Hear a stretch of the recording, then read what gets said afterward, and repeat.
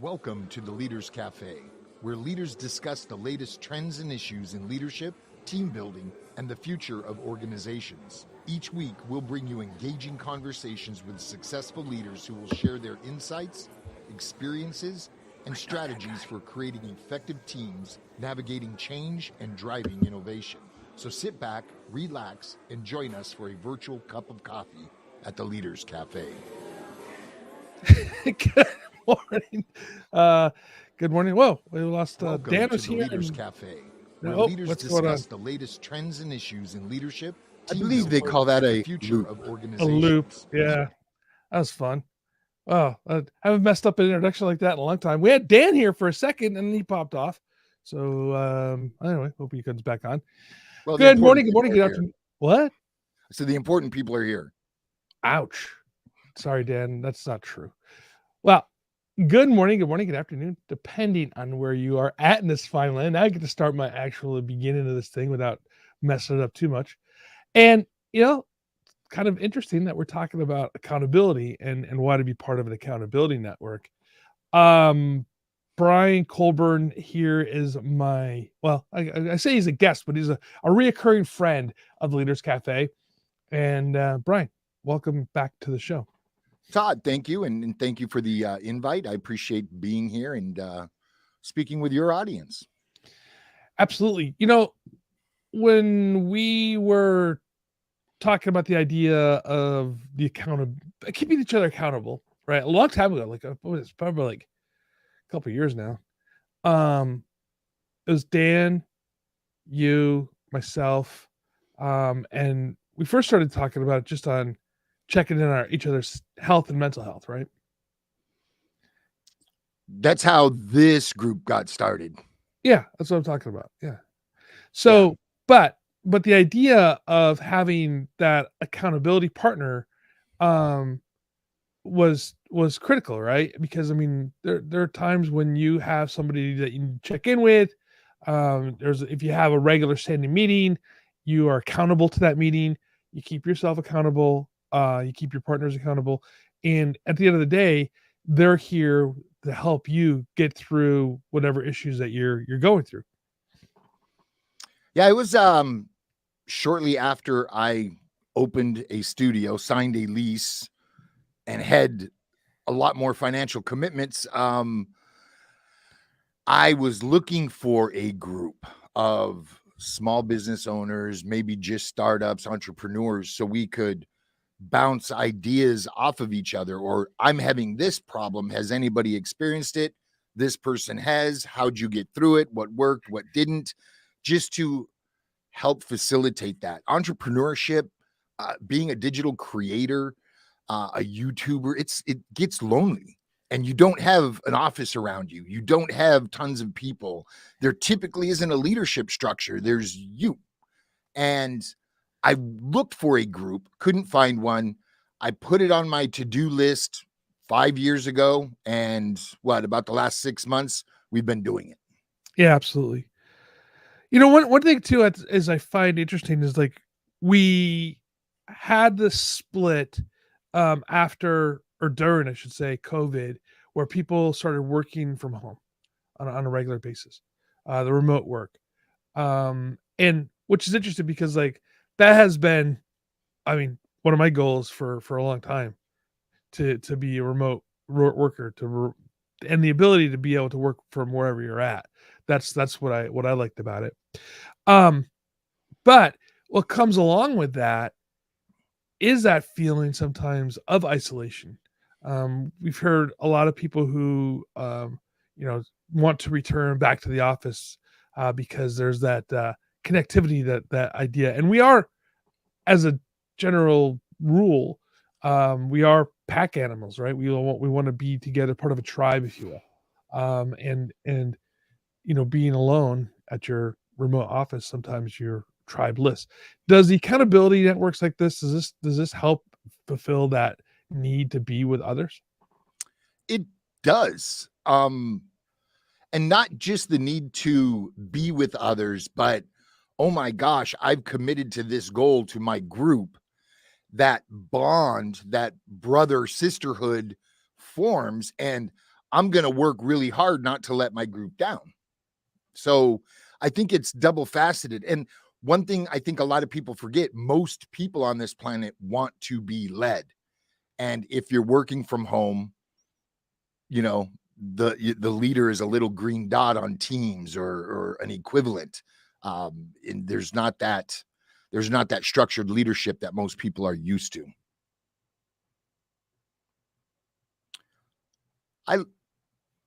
I lost your audio, Todd. Can you hear me? I got you. Awesome. It might help if I unmute my. Wow, I am really just full of mistakes today. I had to clear my throat. Let's get them out of the way early so we can crush the rest of the day. So I clear my throat. I mute myself and I go to talk. Let's talk about that. The concept of needing to be led for a second, because realistically, an accountability network isn't going someplace to be told what to do, right? You're going someplace for somebody to really hold your feet to the fire to make sure you're doing what you said you're going to do. Right. So, I mean, Todd, you served Greenside. Absolutely. And I'm sure you've heard the term, who motivates the motivator? The motivator himself, right? You know? And this just adds that layer of accountability, because you don't want to fail in what you said you were going to do. So in essence, you're trying to please a leader, even though it's an accountability partner. Yeah, I can see. You know what? It's interesting because whether you can tell or not, I know I'm a little bit of a rotund gentleman here. I go to a gym. I go to a trainer. But actually working on some really fine tuning of muscle groups to make my knees better. That's exactly why I'm there, and other things. But the idea is I feel there are days when like I just don't want to go. Right, like Monday, for instance, I didn't want to go to the gym. Yet because I knew that I had an appointment, at 8:00 every morning, that I know that I'm going to make my way over to that gym, almost because I don't want to let my coach down. Exactly. You don't want to hear it, right? Right. Yes. That little ounce of motivation gets you to the gym on time. Yeah, absolutely. Yeah, and I always feel like I need to work a little bit harder when I'm there, because she has this set of stuff for me to do, and I don't want to fail at doing that, because it's a schedule that she has done, and I'm like, okay, I'm going to do it no matter what, no matter how much pain I'm in, I'm pushing through it, and I'm going to make it happen. Right. Is that the concept of the accountability group for leaders? It is, with the addition of seeking guidance from people of different backgrounds in different industries. As the group grows, we get so much value from people that are in there. For example, our latest member is in the digital photography, videography, branding space. So I can ask questions about my branding. I can ask questions about photos and what image better represents what I'm trying to convey on this page or this social media post, or any number of things. And I'm gaining value because he's committed time to me and every other member in the group to help us all grow. What's the messaging that you give? I don't know if messaging is the right question, but you'll figure out my, I think. What's that messaging that you give to people that are on the fence of whether to join a group or to start a group? You're worth it. You need to invest in yourself. The 7th habit, Todd, you and I, we love the 7 habits of highly effective people. Sharpen the saw. This isn't only an opportunity to learn and grow. There you go. It's also an opportunity to help others learn and grow. So we're all in the same boat. We're all working in, a newer business. We're all trying to be our own boss. And no matter what service or product you provide, the back end business is business. Marketing is marketing. Doing the books is doing the books. So the back end running the business is where we all can find benefit from other people who maybe have been in business a little longer, who might have that awesome tax guy, who has that, great vendor that's helped them over the hump. Because I don't have all the answers, no one of us have all the answers, but collectively, we've got a lot more of the answers as a group than we did when we were alone. So one of the things I think is interesting, and it's helped me out specifically being part of this accountability group, is it's created my need to have self-discipline when it comes to doing my tasks, right? And I'll give you an example. I moved over into a system called Notion. Brian turned me on to Notion, and then working through it, and I found, or I started, as I found, because it was shared, but I came across somehow. I think Brian, he shared it with me first. The idea of the Notion's brain, right? And so I started using that, and then Brian and I were talking about it, and then you started using it, and I kind of fell off.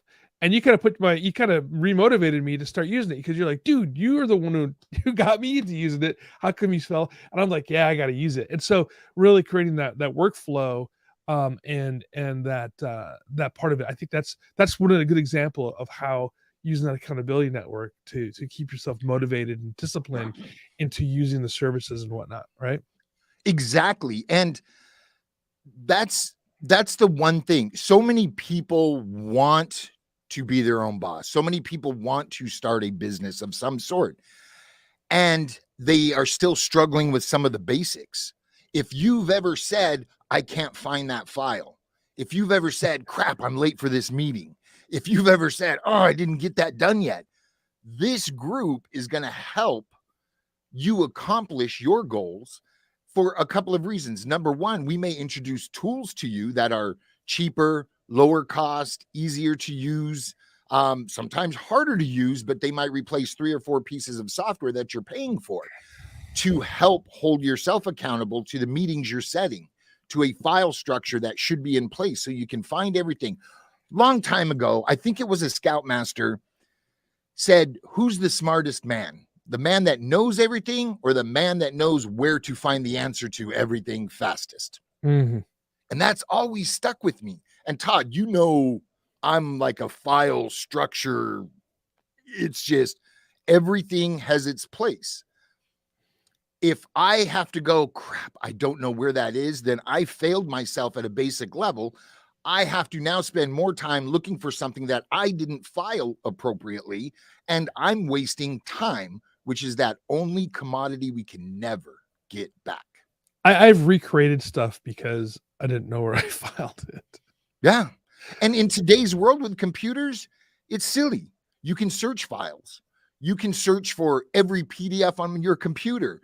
But I mean, in my business, it's like every client has a folder. Inside that folder is everything pertaining to that client: art, passwords to their accounts, everything, copy, images, just everything. So at the very least, I've got one folder to look through with few folders in it, other than my entire machine looking for that one asset. If I file it appropriately, it'll take me seconds to get to it. And turning that back to the accountability side of it, Brian will get on my butt about the fact that, hey man, why are you looking for this thing? Why is it not in a folder? And I've actually done much better in keeping my stuff organized, because Brian freaking chastises me and flogs me professionally. Todd, it hurts my heart that you take it that way. What I'm doing is motivating you with a loud tone and a lot of cuss words. Okay, I want to switch the conversation just for a minute, because I had a conversation with Isamar the other day, and she really motivated me to think about this, and I've been putting some deep thought. And then yesterday I was on Nina's show, and we had a conversation about this as well, and it's the Gen Z. And it blows my mind, Brian, because I know that you work with a lot of Gen Zers now, because in with your interns, they they use this term Gen Z professional, and I'm like, are they old enough to be professionals? And then I realized, man, first of all, we're old. You and I are old. Um, the Gen Z goes up to almost 30 years old right now. So yeah, they're not. I keep because my kid's a Gen Z, right? I'm thinking my kid, right? I don't think of people out there in the workforce. Um, how do you motivate Gen Zs to be part of an accountability group? And let me layer this a little bit, because I think sometimes, like, when you um think about, okay, do you want to hang out with the Gen Z people, right? Like in your group. And or does Gen Z want to hang out with this old people in their group, right? And as a professor, I think that's why I think of my students, and most of them that now are now Gen Zs. Um and I learn as much from them, maybe even more so than I think they're learning from me at times. Um, how do we motivate people to have a mixed group like that? To have millennials, Gen Xers, baby boomers, Gen Zers, all in one um, accountability group. I don't look at it as motivating them to want to be a part. I look at it as, look, you're dealing with these pains at this stage of your life. And those pains could be, you're not sure what to do about this tax situation. You're not sure what software best to use for your accounting process. Should I get Photoshop? Should I use Canva? It's all of these questions that have dollar signs attached to them. Well, we can help take those pains away. So it's not about, hey, come hang out with us. It's, hey, if you're suffering through your business, you're going to come get some answers from a diverse group, number one. And number two, you're going to be able to contribute to that diverse group. And motivating Gen Z, I think I think the thing that best helps me lead this younger generation is making them part of the decision process to a point. I have these 3 jobs that need to get done. Which one would you like to accomplish? And they're already picking something they prefer. So they're going to do better at it because they don't want to do the other work, right? And when you sit down and you have a meeting or a talk and you get their opinions, you get their take on life, then the work's going to be a little better. You're going to learn a little more. I mean, no matter how old you are, you should be marketing to Gen Z. If we try the same marketing techniques that we've grown up with, we failed. Right. They don't respond to ads like we responded to. So we can learn and we can benefit. So no matter how old you are, if you need or want to be held accountable and help hold others accountable, we've got the team. So let's twist that conversation for a second, because you're coming from a perspective of an old guy. um, how do we get how are we talking to Gen Z leaders, right? And I'm gonna because I have to go back to the military to preface this, because we take young men and women at 18, 19 years old, and we turn them into leaders right away, especially with the Marine Corps in that model. My nephew, who's just a year and a half older than my son, uh, just picked up sergeant in the Marine Corps. He's a 21 and a almost 22-year-old kid, leading. So he's a Gen Z leader. How do you talk to Gen Z leaders that to what do you say to them to have them to join this group? They still have the same pain points. You know, they might not have questions and answers about marketing to their target demographic because they're still their own target demographic. Mm. But how much of the market are they not capturing because they don't know how to market to our generation? It's being a leader can be lonely, just like being self-employed or, an entrepreneur or whatnot. And having that camaraderie and the fact that I know I've got to open a document and I need to do something for Todd this week, something for Jay this week, something for Dan this week. I want to get it done because I don't want to let them down.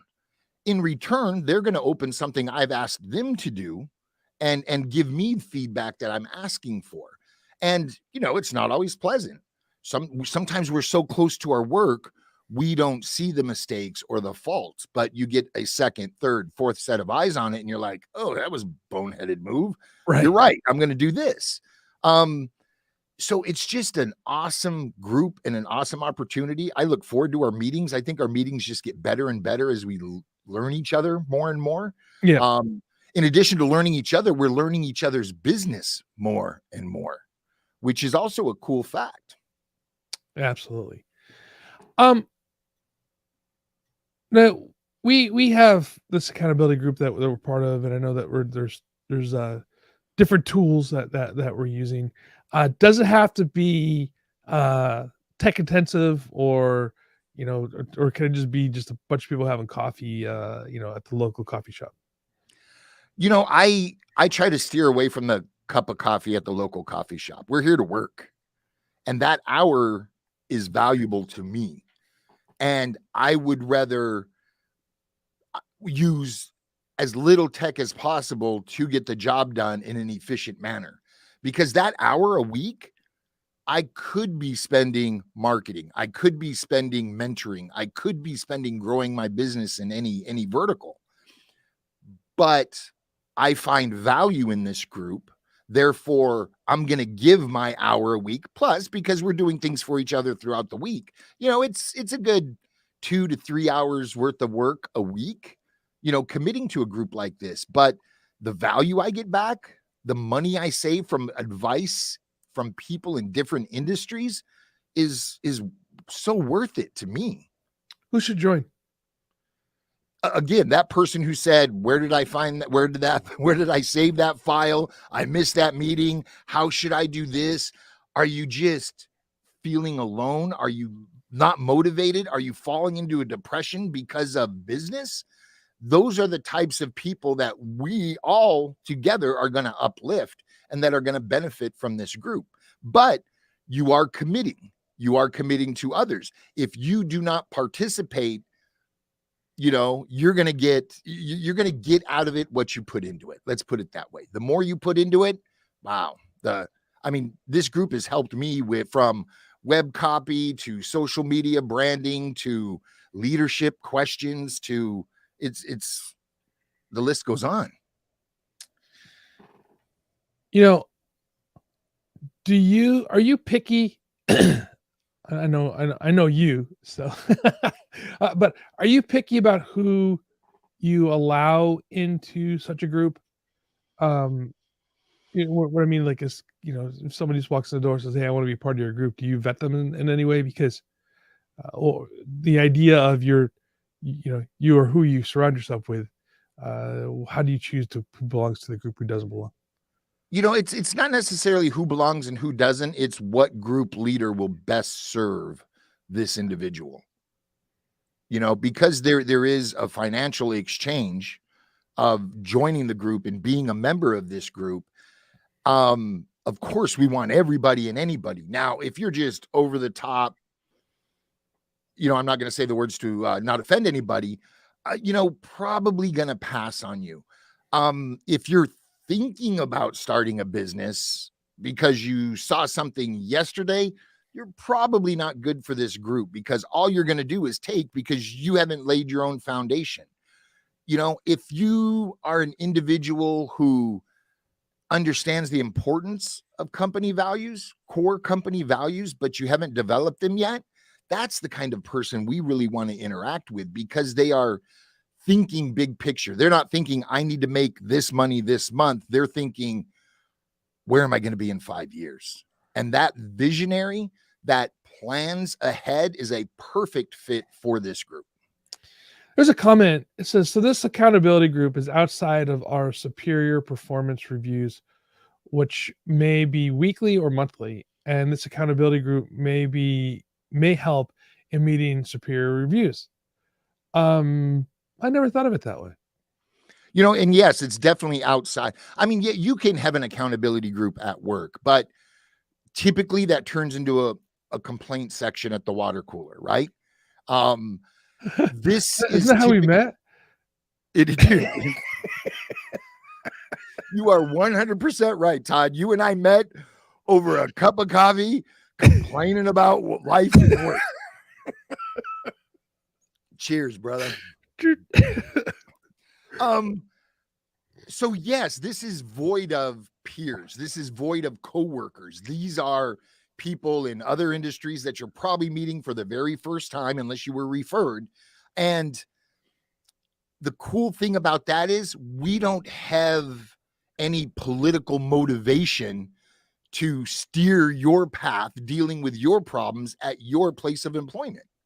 Right. We're going to give you, well, I would handle it this way. Todd might go, dude, that's dumb. I handled it that way once and it backfired. I would handle it this way. And, we're not going to tell you how to behave, what to do, when to do it. What we are going to do is give you knowledge that we've gained over the years of doing our businesses that can hopefully help you grow bigger, better, faster, stronger than we did. Mm.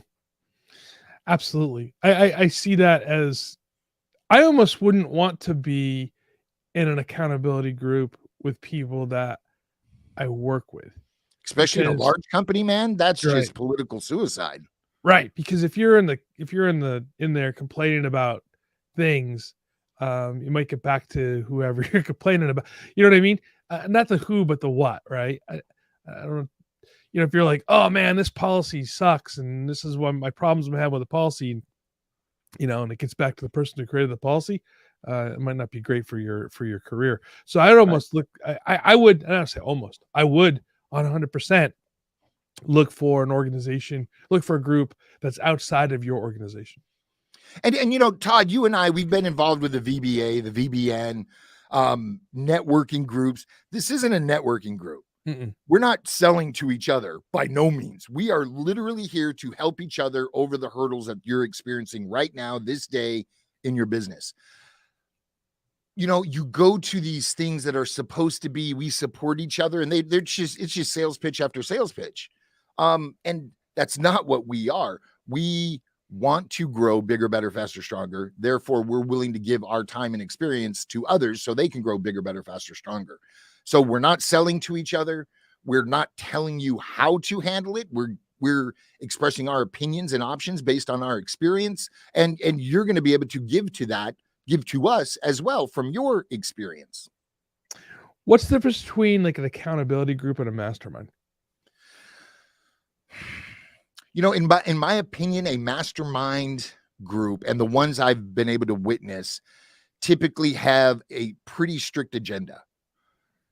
There's a speaker, there's topics, there's a little bit of banter back and forth. You typically have a sponsor or somebody holding your hand through the process. But this is merely, I'm here, I'm paying into this, I'm going to give it 110%. I want 110% out of it. And it's really self-empowering. We're giving ourselves the permission to be vulnerable to this group. Secrecy is very important. I don't want Todd sharing, I just blew it with a customer. I don't want that out on the street. So, we sign a confidentiality clause. We are not here to get information and share it with the world. We're here to get information and translate that into how we can make our business bigger, better, faster, stronger. Every time I say that, I'm going to say it faster. I was going to say, it seems like you're like speed reading when you say that. I'm the perpetual learner. And Todd, you know this about me. I took a class from you because you needed a warm body in a seat so they wouldn't cancel it. Right. I have to be learning something. And bigger, better, faster, stronger has always stuck in my head. And my wife just recommended a book to me, The Mount of Olives. And I just started it this morning. And number one, I'm like, wow, this isn't her typical book. What is she looking for in life? Is she searching for something bigger than herself right now?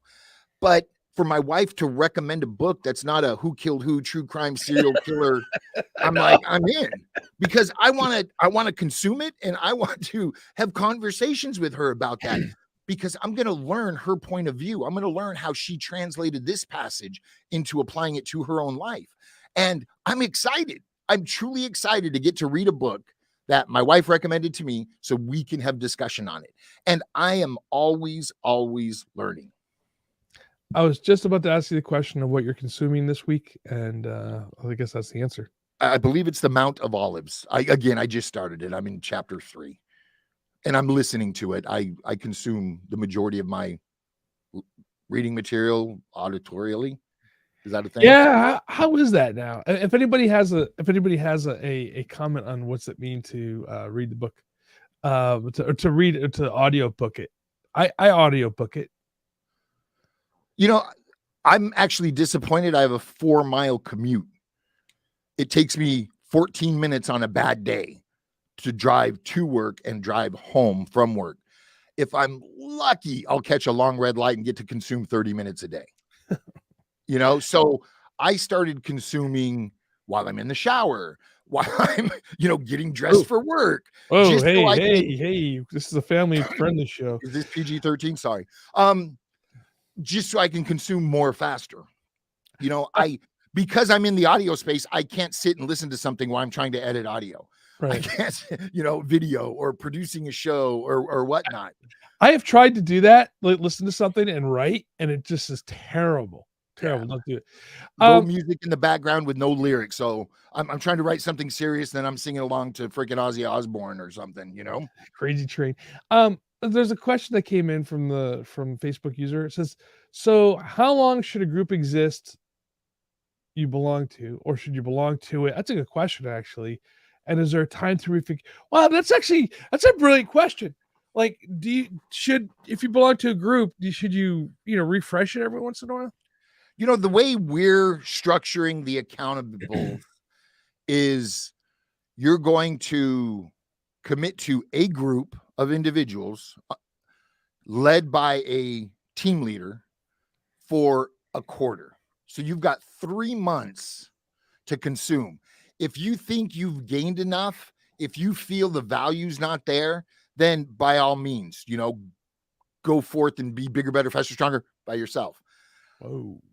But if you like this, if you're motivated by this, if the value is just there, then you can opt to go to a different team leader for Q2, Q3, Q4. And these different team leaders have different team members. Those team members are from different industries, all walks of life, different experience levels. So it's up to you. I would encourage you to stick with it for at least 4 weeks, 4 meetings, because, in the beginning, everyone's shy and you're trying to figure out who's who and how the process works and all of that. And we do our best to onboard you and make you as comfortable as possible. However, some people are just a little reserved when they meet new people. So giving it those few weeks is just like, okay, I'm comfortable. I get it. You know what to do. There's no unknowns any longer. And you can crush it. So I say at least give it 4 weeks. And, if you don't want to pay for a quarter in whatever group, do a month to month or week by week, whatever they offer. If you're unsure the value that something like this would give you. Brian, we're kind of over time here, but how can people find you? Best way to find me is B as in boy, Colburn.com, bcolburn.com. My first initial, my last name.com. All right, brother. Hey, it's always a pleasure. Again, like I guess the minimum of you're broken, low volume with the music playing, brother. All right, brother. Bye.